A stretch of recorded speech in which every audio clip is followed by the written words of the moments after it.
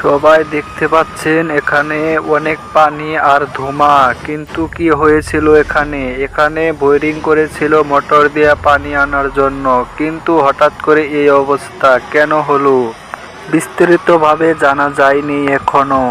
অনেকে ভাবছে diesel petrol বের হচ্ছে, কিন্তু অনেক ধোঁয়া। আপনারা জানেন যদি বলতে পারেন এখানে কি বের হচ্ছে, ডিজেল না পেট্রোল? যদি কেউ জানেন তাহলে অবশ্যই কমেন্টে জানাবেন।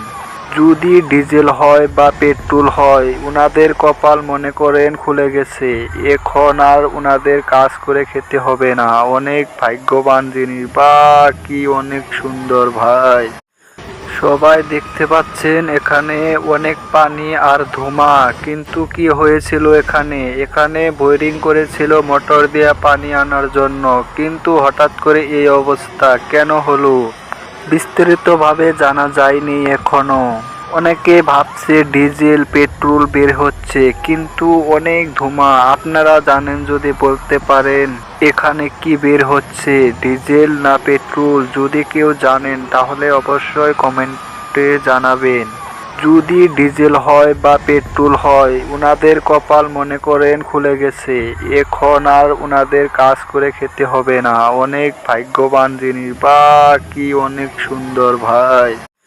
সবাই দেখতে পাচ্ছেন এখানে অনেক পানি আর ধোঁয়া, কিন্তু কি হয়েছিল এখানে এখানে বোরিং করেছিল মোটর দিয়ে পানি আনার জন্য, কিন্তু হঠাৎ করে এই অবস্থা কেন হলো বিস্তারিতভাবে জানা যায়নি এখনো।